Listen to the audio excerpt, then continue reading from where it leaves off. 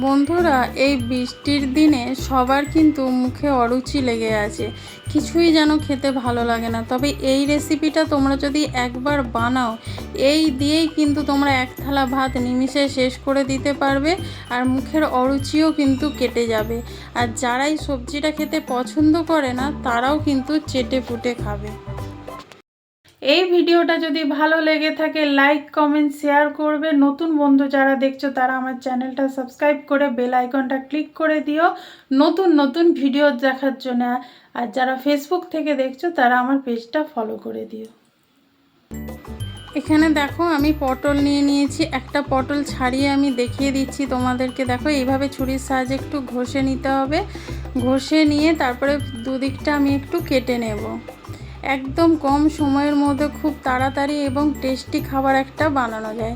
দেখো দু সাইডটা কেটে ফেলে এরকম গোল গোল করে সব পটলগুলো আমি কেটে নেব। এখানে সব পটলগুলো আমি কেটে নিয়েছি, এবার ধুয়ে পরিষ্কার করে নেব।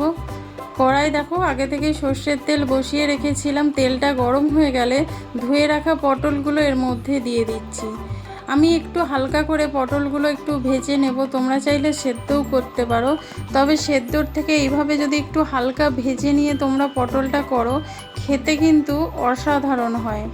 দেখো একটু পটলটা আমি হালকা করে ভেজে নিচ্ছি, দেখতেই পাচ্ছ।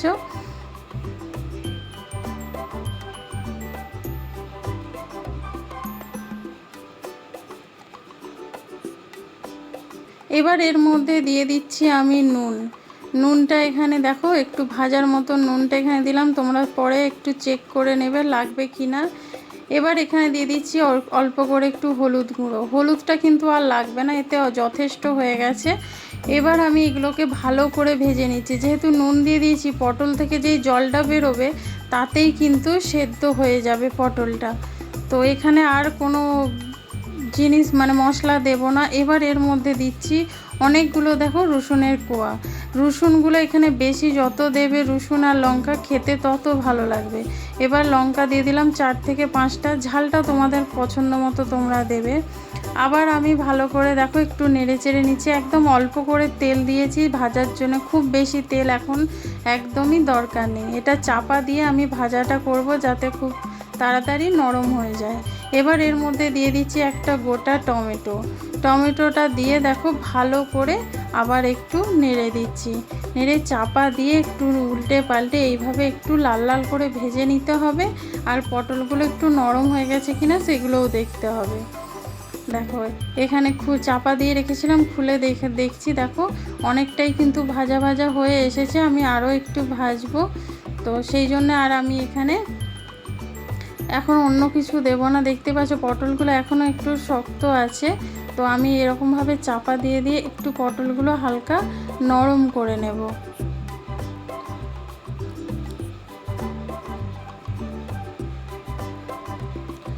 আবার একটু পরে চাপা খুলে তোমাদেরকে দেখিয়ে দিচ্ছি। দেখো এখানে প্রায় পটলগুলো অনেকটাই নরম হয়ে গেছে আর ভাজাও হয়ে গেছে পটলগুলো। পটল, টমেটো, রসুন, লঙ্কা সবই কিন্তু একসঙ্গে খুব ভালোভাবে ভাজা হয়ে গেছে।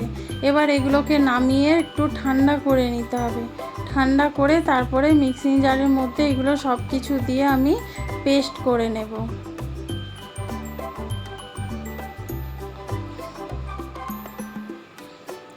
আমি আবার একটু চাপা দিয়ে রেখেছিলাম যাতে আর একটু ভালোভাবে সেদ্ধ হয়ে যায়। তো দেখো এখানটা একদম খুব ভালোভাবে সেদ্ধ হয়ে গেছে, দেখতেই পাচ্ছ।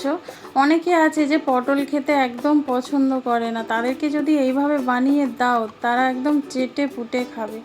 পটলগুলো নামিয়ে ঠান্ডা হতে হতে এখানে দেখো 1 পিস মাছ আমি ভেজে নিচ্ছি। নুন হলুদ দিয়ে মাছটা মাখিয়ে রেখেছিলাম, সেটাই এখানে ভেজে নিচ্ছি। দেখো মাছটা একদিকটা ভাজা হয়েছে, অন্য দিকটা উল্টে দিচ্ছি। এইভাবে কিন্তু মাছটা লাল লাল করে ভেজে নেব। এখানে মিক্সিং জারের মধ্যে দেখো এই পটলটা দিয়ে দিচ্ছি বাটার জন্য। এটা কিন্তু জল ছাড়াই বাটবো। এখন কিন্তু হালকা গরম আছে, দেখতেই পাচ্ছ ধোঁয়া উঠছে। আমি এরকম করেই কিন্তু বেটে নেব। আর এখানে মাছটাও দেখো ভাজা হয়ে গেছে, চামচের সাহায্যে একটু ভেঙে নিচ্ছি যাতে গরমটা তাড়াতাড়ি ঠান্ডা হয়ে যায়। এবার কাঁটাগুলো আমি একটু ভালোভাবে বেছে নেব মাছ থেকে। আবার আমি কড়াতে সর্ষের তেল দিয়ে এখানে কালো জিরে ফোড়ন দিয়ে দিলাম। কালো জিরেটা ভাজা হয়ে গেলে বেশ কিছু পেঁয়াজ এখানে আমি দিয়ে দিচ্ছি। পেঁয়াজগুলো এখানে বেশি করে পরিমাণ দিতে হবে, তবেই খেতে ভালো লাগবে। পেঁয়াজটা একটু লাল লাল করে আমি ভেজে নিচ্ছি। পেঁয়াজটা এখানে একটু লাল লাল করে ভেজে নিতে হবে। দেখো, কালো জিরে ফোড়নের মধ্যে যদি এই পেঁয়াজটা দিয়ে ভাজা যায় তাহলে খুব সুন্দর একটা গন্ধ আসে, মানে এত সুন্দর একটা ফ্লেভার বা গন্ধ আসে যে তোমাদের কি বলবো। এখানে পেঁয়াজগুলো দেখো অনেকটাই ভাজা হয়ে গেছে, দেখতেই পাচ্ছ। এবার যে মাছটা আমি ছাড়িয়ে রেখেছিলাম সেইটা এখানে আমি দিয়ে দেব। এখানে মাছ থেকে যে কাঁটাগুলো আমি পুরো বেছে নিয়েছিলাম, দেখো সেখানে মাছগুলো আমি এখানে দিয়ে দিলাম। দিয়ে পেঁয়াজের সাথে ভালো করে আমি একটু ভেজে নেব।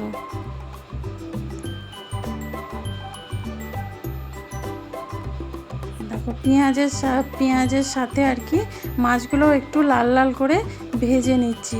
এইভাবে যদি একবার বানাও, বাচ্চারা যে পটল খায় না তারাও কিন্তু চেটে পুটে একদম খাবে। দেখো এখানটা দেখতেই পাচ্ছ ভাজা হয়ে গেছে, আমি একটু স্পিড করে দিয়েছি।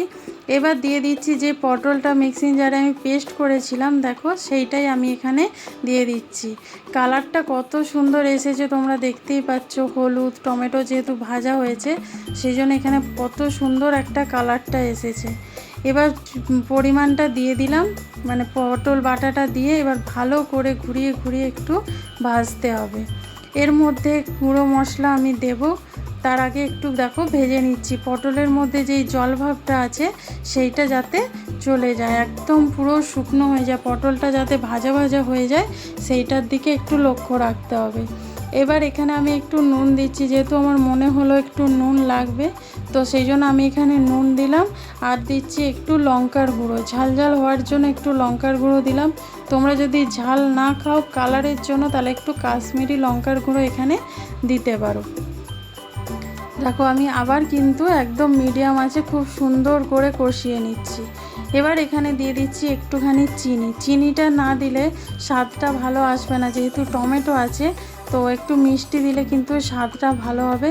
তো তোমাদের যদি চিনিটা না পছন্দ হয় তোমরা নাও দিতে পারো।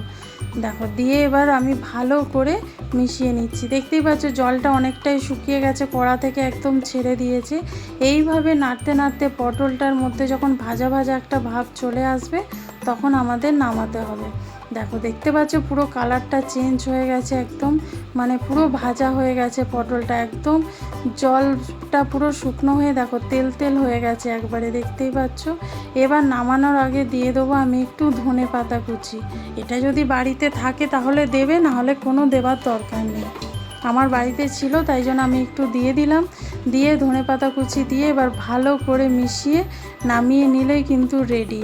একদম একটুখানি নিয়ে গরম ভাতের সাথে একবার হলেও মাখিয়ে খেয়ে দেখো, তারপরে কিন্তু কমেন্ট করে জানাতে ভুলো না যে রেসিপিটা কেমন লাগলো।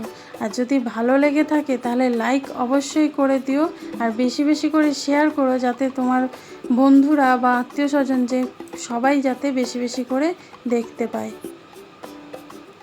দেখো পুরো একদম কড়া থেকে ছেড়ে দিচ্ছে, দেখতেই পাচ্ছ। এটা আমার পুরোপুরি হয়ে গেছে। এবার আমি নামিয়ে নেব, নামিয়ে একদম গরম গরম ভাতের সাথে সার্ভ করব।